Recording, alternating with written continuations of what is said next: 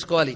గాయత్రి అసలేమిటి, ఇప్పుడు వస్తున్న మన చర్చలేమిటి, లోకంలో మనం వ్యవహరిస్తున్న మాటలేమిటి, అసలు సత్యమేంటో అని తెలుసుకోవడానికి గురువులు కాళ్లు పట్టుకుని అమ్మవారిని తలంచుకుంటూ మథనపడి తపన పడితే కనబడ్డ వైదిక సత్యాలని ఆవిష్కరించుకునే ప్రయత్నం మనం చేద్దాం. ఇక్కడ గాయత్రి అందరూ చేయవచ్చు. ముందు ఈ మాట ప్రతిపాదన చేద్దాం.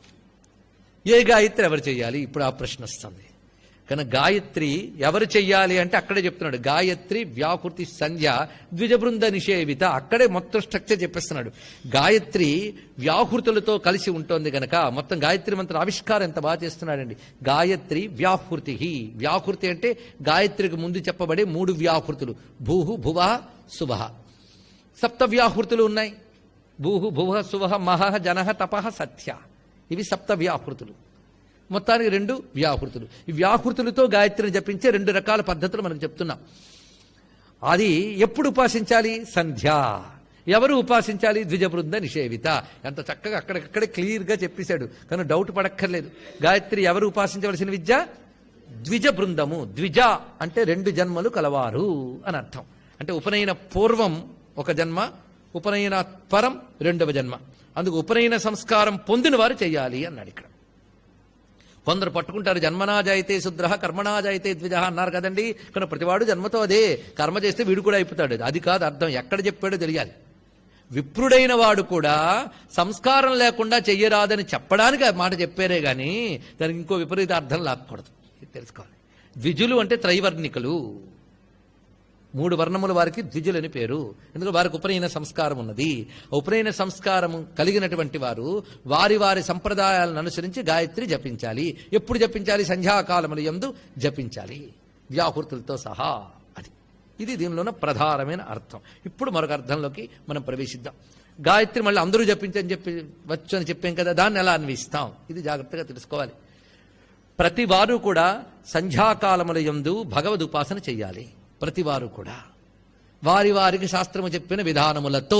ఇది అండర్లైన్ చేసుకోవాల్సింది. ప్రతివారు. ఎందుకంటే సృష్టిలో అందరూ తరించాలి. అదే అమ్మవారి యొక్క కోరిక. అంతేగాని కేవలం ఒక వర్ణం వారే తరించాలి, మిగిలిన వారు వర్ణం వారు తరించకూడదు అని శాస్త్రం ఎక్కడా చెప్పదు. స్వకర్మణ తమభ్యర్థి సిద్ధిం విందతి మానవ అని గీతలో స్వామి చెప్పాడు. కానీ ఏదో ఒక వర్ణం వారే తరిస్తారని చెప్పాడా? ఇది తెలియక పైపైన చూసి ఒక లౌకికమైనటువంటి వ్యవస్థని ఎలా డీల్ చేస్తారో అలాగే ఆధ్యాత్మిక వ్యవస్థను కూడా డీల్ చేయాలనుకున్నప్పుడు ప్రమాదాలు ఏర్పడుతున్నాయండి. ఇది తెలుసుకోవాల్సింది. దాన్ని తెలుసుకునేటప్పుడు సూక్ష్మ దృష్టి కావాలి. లేదా సూక్ష్మ దృష్టి కలిగిన వారు చెప్పేటప్పుడు మనసు తెరచుకుని వినగలిగే ఓపిక కావాలి. ఈ రెండిట్లో ఏదైనా ఉండాలి. ఇప్పుడు గాయత్రి అన్నారే తప్ప ఇప్పుడు లోకంలో మనం గాయత్రి అనుకునే మంత్రం చెప్పారా? కొందరు అంటూ ఉంటారు, ఓంకారం అనొచ్చా అండి అన్నావా లేదా? అనొచ్చా అని అన్నావా లేదా? అందుకే మన పెద్దవాళ్ళు ఏ మర్యాదలు చెప్పారో మనకు తెలియదండి. గాయత్రి అని అన్నారే తప్ప మంత్రమంతా అంటున్నామా? పంచాక్షరి అష్టాక్షరి అంటున్నాం కానీ మంత్రమంతా అంటున్నామా? అనకూడదు. మర్యాదలు మర్యాదలు మర్యాదలు, ఇవన్నీ మర్యాదలు. ఏమండి శక్తివంతమైంది బయట పెట్టచ్చు, తప్పు కదా? లేదంటే శక్తివంతమైంది గుండెకాయ బయట పెట్టండి. చాలా శక్తిమైంది గుండెకాయ బయట పెట్టగలవా? శక్తి పెరుగుతున్న కొద్దీ గోప్యం పెరుగుతూ ఉంటుంది. అగ్ని చాలా గొప్పదే, కానీ దాని బర్నల్ పెట్టి, స్టవ్ పెట్టి, సిలిండర్ పెట్టి ఎంత జాగ్రత్తగా పెడుతున్నావు. ఏమంది చాలా పనికొచ్చేది అగ్ని అని బర్నల్ తీసేసేయండి, ఇల్లు మిగలదు. కనుక శక్తి ఉంటున్న కొద్దీ మర్యాదలు పెరుగుతూ ఉంటాయి. అందుకే కొందరు అంటూ ఉంటారు, ఏమండి మీ హిందూ మతంలో చాలా ఎక్కువ నియమాలండి, అందుకే వదిలేస్తున్నారు అందరూ అని. ఎక్కడ శక్తి ఉంటుందో అక్కడ నియమం ఉంటుందండి అని చెప్పుకుంటే సరిపోయింది, ఇంకేం లేదు. ఇప్పుడు రాగి తీగలో కరెంటు పాస్ అవుతూ ఉన్నప్పుడు ఇతరులను ముట్టుకోవద్దు అని చెప్తారు, అంతే కదా. కరెంటు పాస్ అవ్వట్లేదు అనుకోండి, దూరంగా ఉండండి దూరంగా ఉండండి అంటారు.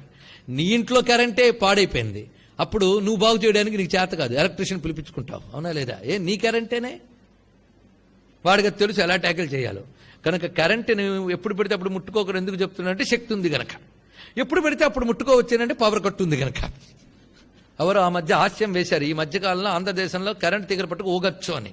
ఎందుకంటే ఎప్పుడు పవర్ కట్టేట కనుక పవర్ లేనప్పుడు ఎవడైనా పట్టుకోవచ్చు, ఎక్కడైనా పట్టుకోవచ్చు.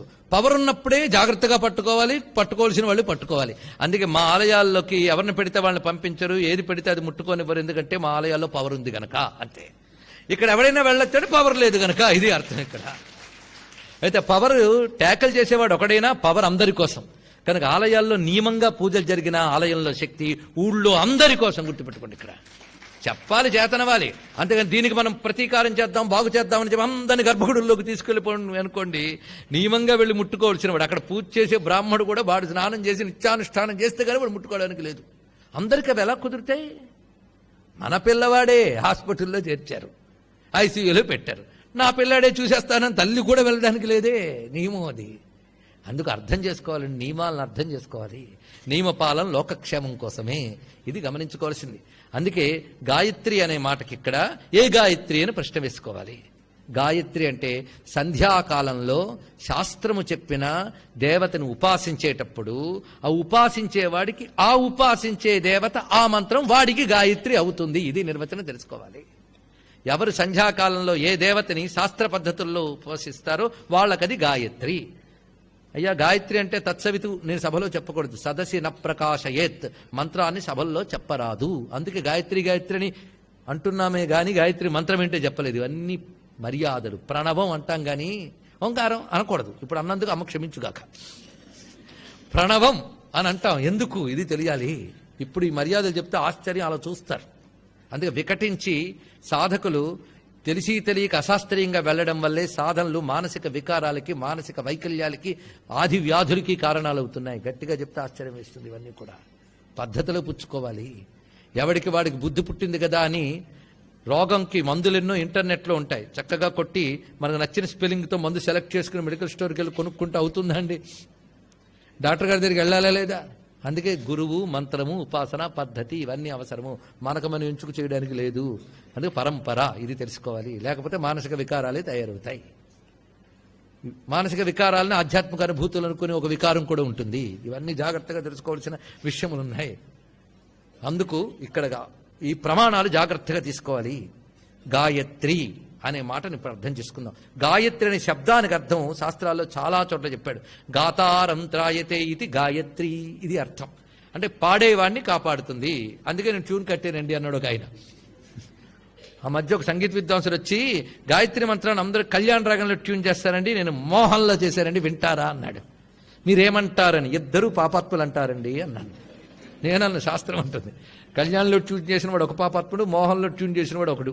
ఏం పాడుకోవడానికి 24,000 త్యాగరాజ కీర్తనలు ఉన్నాయి, 32,000 అన్నమయ్య కీర్తనలు ఉన్నాయి, మిగిలిన 14,000 ఉన్నాయి. అన్నీ విడిచిపెట్టి మంత్రాల మీద పడ్డం ఎందుకండి? మంత్రాలు పాడేవి కాదు, దాని పేరే మననం చేసేదే మంత్రం. మరి మీరే చెప్పారు గాతారంత్ర అయితే అని. అప్పుడు దాన్ని జాగ్రత్తగా అర్థం చేసుకోవాలి. ఎందుకు అలా అన్నారు? అసలు గానం అంటే మనకేం తెలుసు? స్వరాలు కల్పనలు చేసి దబదబా బాధిపడేది గానం అని కాదు అక్కడ అర్థం. గానం అంటే ఒక ఆనందానుభూతితో పలికేటటువంటి వ్యక్తీకరణకి గానం అని పేరు. ఇది తెలియాలి. అదొకటి. 2, మనలో గానమేదో అబ్జర్వ్ చేద్దాం. ఈ విషయం బాగా తెలుసుకోవాల్సిన అవసరం ఉంది. మనలో గానమేది? పాట, ఊపిరి. మనలో ఊపిరే పాట. ఈ మాట మనం అనడం కాదు, శాస్త్రం ఉంటుంది. నీ ఆలోచనలు రుక్కులు, నీ ఆచరణలు యజస్సులు, నీ ప్రాణములు సామములు అని చెప్పింది ఇక్కడ. కానీ గాన లక్షణం అక్కడ ఉందిట. ఆ పాట చాలా ముఖ్యం. అందుకే ఆ పాటతో కలిపి మంత్రాన్ని చేస్తే, అంటే శ్వాసతో కలిపి గాని మంత్రాన్ని చేస్తే అది శ్వాసని, ప్రాణశక్తిని రక్షిస్తుంది. అందుకు గాతారం త్రాయతే ఇది గాయత్రి అంటే ప్రాణశక్తితో కలిపి మంత్రం చేస్తే ప్రాణరక్షణ చేస్తుంది. అలాగే గయాన్ త్రాయతే ఇది గాయత్రి. గయాన్ అంటే ప్రాణాన్, ప్రాణములను రక్షించునిది గాయత్రి. గాయత్రి అంటే ప్రాణ రక్షణ శక్తి, లైఫ్ ఫోర్స్ని అంటే లైఫ్ ఎనర్జీని కాపాడేది. ఇది దీని యొక్క విశేషమైన అర్థం. అందుకే గాయత్రి లైఫ్ ఉన్న అందరికీ అవసరమే. అసలు అందరిలో గాయత్రి సాగుతుంది తెలుసా? అజపా గాయత్రి అంటారు. అజప అంటే ఊపిరి, శ్వాస. దాన్ని అబ్జర్వ్ చేయడం